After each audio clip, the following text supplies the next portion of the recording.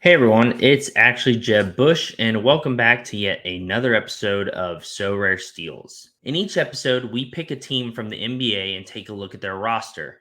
We're looking for players that we think are either slept on, might get a massive increase in minutes because of an injury, or might be able to step up and pick up a much larger role on their team. We also take a look at their price graph and try to determine if it's a player that might be worth picking up for your lineup or to sell in the future. Now, before we jump into today's episode, if you really enjoy DFS or fantasy basketball and you do not have an NBA SoRare account, you can go ahead and click the link right here. That is my affiliate link, and it will give you 20 free common cards that you can use for the common competitions.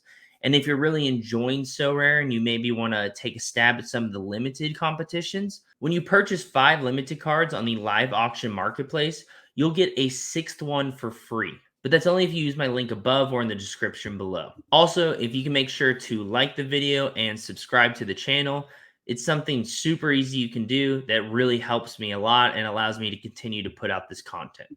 So without further ado, let's take a look at the Cleveland Cavaliers.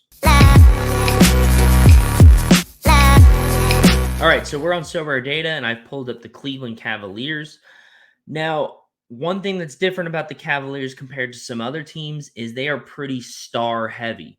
So they have Mitchell, Garland, Mobley, Jared Allen.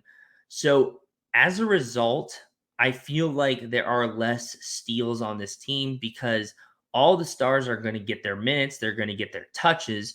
And even if there is an injury, which we've seen Donovan Mitchell has missed games, those touches and minutes get absorbed by their stars for the most part. Darius Garland just shoots more. The big men get to touch the ball more. We don't see any of that really trickle to the bench players so much. And as a result, I feel like steals on this team are a little less exciting and have a little less of a ceiling than some other teams. But the first person we're going to take a look at, and this is the one that I think is a real steal here, is Jarrett Allen. Jarrett Allen was an all-star last year. He is an incredible rebounder, an incredible blocker. He has put back dunks. He's a good scorer. He's a double-double machine. There's just a lot of upside for Jarrett Allen to put up big games. And I mean, we can see his cap is 31. So he is putting up a solid stat line pretty consistently if it's that high. And we can see, he's almost averaging a double double. He's averaging over a block per game and almost over a steal per game. And as we said before, steals and blocks are worth more in SoRare than traditional DFS. So you always want to be looking at those two stats. Additionally, he's averaging about 30 minutes per game. So these are all factors that look very appealing on paper. And the other thing that's really appealing about Jared Allen is his price. Even Evan Mobley's going for like 40, 45 bucks, but Jared Allen is going for 30 right now. And as you can see, he hasn't had this crazy increase or decrease. He's been pretty flat across the board here, which surprised me when I look at this, because if we look at other players on the Cavaliers, there is a lot of fluctuation. Darius Garland, I bought him at $30. He's now at like 80, 90 bucks. Evan Mobley has risen in price. Jared Allen, for some reason, doesn't seem to be the super appealing play. And as a result, he seems a bit undervalued to me. He has huge potential upside and can have huge games, but also, he'll put up a solid number for you, even if he doesn't absolutely pop off. If we take a look at his scores, we can see, he had a 46 here, 21 30, 51 40, another 30, another 30, another 30, 40 40. Very, very consistent. If he has 2 games on a slate, I feel like he's an automatic play. It's very hard to not play him and have him sit on your training team. Just because he has that high potential. If we take a look at this game, which is that overtime game we looked at for the Charlotte Hornets as well, we can see, he had 4 blocks, which is huge. That's 12 points. No steals, but he's averaging almost a steal per game. So that's another 3 if he happened to get one. He's going to get a double-double pretty consistently. He's going to get a lot of rebounds and put up decent points. This is a pretty achievable stat line for Jarrett Allen to hit consistently. And there is potential for him to get even more. Especially in the past, we've seen Evan Mobley in his first year deal with a little bit of injury trouble. He's also a rookie. They're not going to run him ragged. I think Jared Allen is just such a good pickup right now. Anytime you can get a player that's going to drop 50, 60 possibly, and you can get him for under 30, that seems like a pretty solid deal for the most part because like we said before, people are paying $100, $200 for a star like Giannis or Ja who will consistently drop like a 50, 60. So maybe the percentage of 40s and 50s is slightly less with someone like Jared Allen, as we saw when we looked at his scores. He had some lower scoring games in there. But like we said, if you're playing him when he has 2 games per slate, I feel like you're going to get a solid game out of one of those two. Yeah, so like I said, Jared Allen was an all-star last year, and if you look at a bunch of those players on those all-star teams from last year, they cost significantly more than $30. So I think Jared Allen is a steal. He's playing very well so far. There's definitely potential for him to play even better. And if Mobley sits a game or has a minor injury, then Jared Allen is a incredible play because he doesn't have to share rebounds or lose blocks to someone like Mobley, who, Mobley's such an incredible player. They work so well together, but as a result, they kind of split the difference of that ceiling a bit. So if you can get solo games with Jared Allen playing, once again, there's a pretty high chance he's going to put up a very, very good DFS score.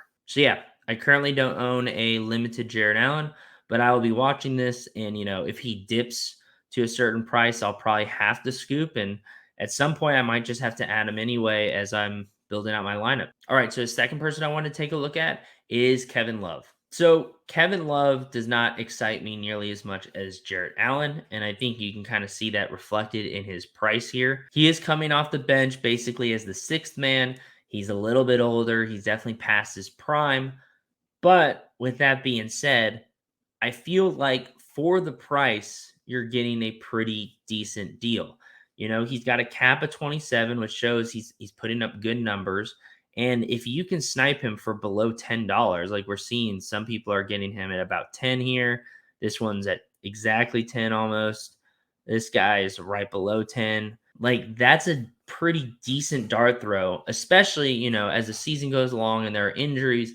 Kevin Love can add to that 20 minutes per game. He's averaging almost a double double. So him getting a double double bonus is in play. He's a good passer. He only has averaging about 3 assists here. He is a very good passer and could have a high game there.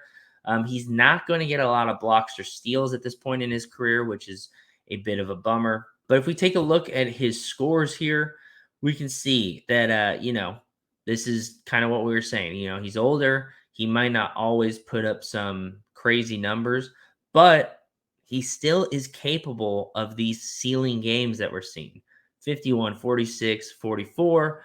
And then he's putting up a 33, 27, another 27, 59. I think Kevin Love has a lot more in the tank than maybe people are giving him credit for.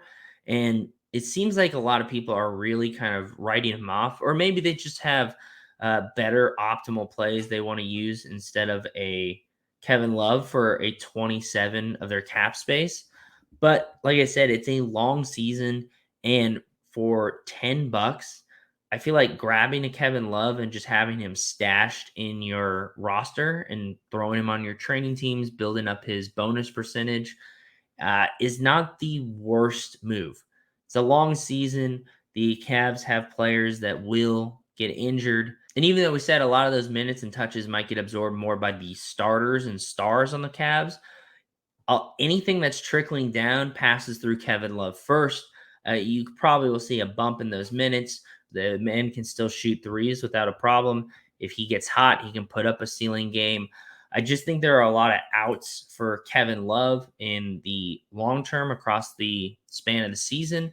And as a result, not the worst moment to keep your eye on and maybe scoop up and just hold until there's an injury that increases his minutes or something else. The one last thing I do want to say about Kevin Love is, as you can see even right now, He is injured. I believe he broke his thumb. And while he's still playing, which I don't know exactly how you do that with a broken thumb. He is, once again, like we said, older. So, he's not as durable as he might have been in his youth. I think when it comes down to it, when you're buying a Kevin Love, it's definitely a dart throw, a bit of a coin flip if he can stay healthy and continue to produce. But I definitely think he's someone worth watching. He's a player that has a very high skill level and basketball IQ, and as a result, can put up those ceiling games. Now, before we take a look at the third and final player for the Cleveland Cavaliers, I do want to say that I think Ricky Rubio is a very interesting player to watch. So right now he really doesn't have any cards because he's been injured. So we're not going to take a look at his price or his scores or anything like that. But when he comes back, which I think is going to be about midway through the season, he was a player that was playing with the Cavs last year before he got injured and was putting up a lot of assists. And he was a very important key to that team's success. Now, granted, that team didn't have Donovan Mitchell last year, so Rubio will for sure be coming off the bench, and his role will be less than it was last year. But I still think he's a very interesting card to watch potentially, especially if he comes out and starts off a little slow, puts up a low cap number, and the people who get him as their rewards or in the auction are not spending a lot or asking a lot for him, then he might be one of those ones, kind of just like Kevin Love, where he's worth getting for super cheap and just sticking on your bench and seeing what happens in case of an injury to someone else on the team, or if he returns to form that we were seeing before he had his injury.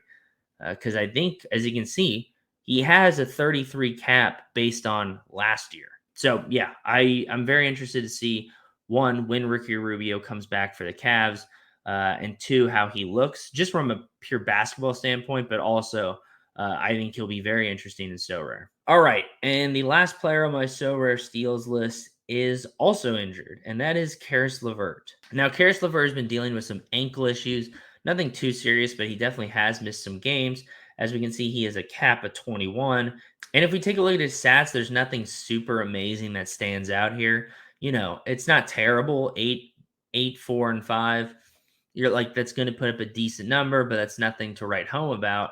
And his price is not great. The fact that he costs more than Kevin Love definitely doesn't make me want to go out and buy him anytime soon.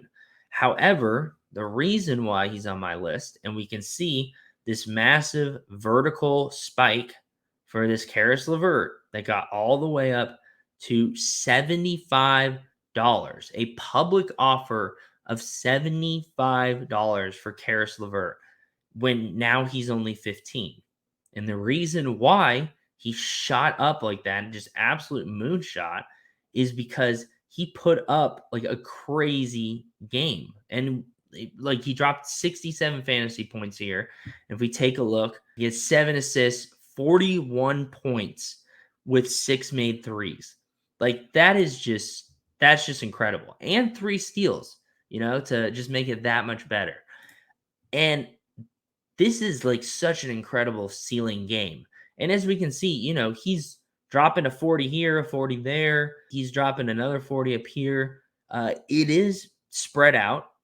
He is coming off the bench. He's not a starter. There's a lot of mouths to feed on that team. So he's not going to get the call every day. And sometimes he'll put up a 6. But he has that ceiling capability. And that's something you always want to look for, because you want the highest ceiling type of players to put up the biggest score for the lowest cap possible.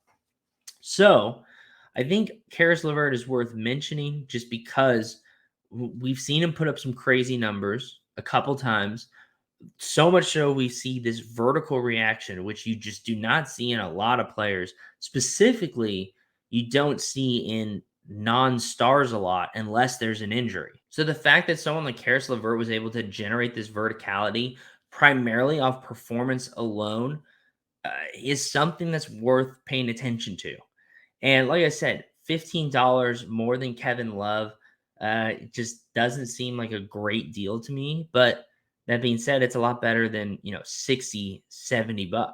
I definitely wouldn't go rush out and buy Karis LeVert, but I think he's someone that's worth watching. And as more supply continues to come out, and people who are riding this high of his crazy performance start to get a little less excited about Karis LeVert, you might see this price dip a bit. And if you can get him for under $10, I think that's a steal, because you might not play him on a whim, but if there's an injury and he's starting, he might be worth throwing in there if he has 2 games, because out of those 2 games, maybe he's got a ceiling in him. So, yeah, I think that's all for the Cleveland Cavaliers.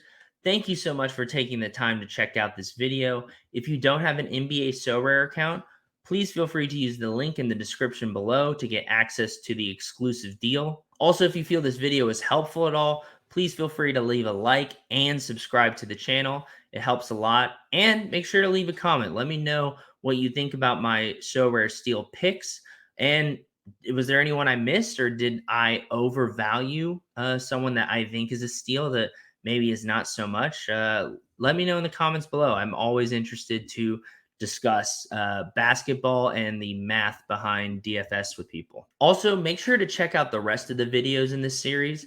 I am doing one NBA team per day for 30 days as we take a look at all the SoRare steals we can find across the NBA. And the next team we're going to take a look at is the Dallas Mavericks. And I think there's going to be some really interesting steals in there, so you're not going to want to miss that one. Thanks again for watching, and I'll see you guys next video.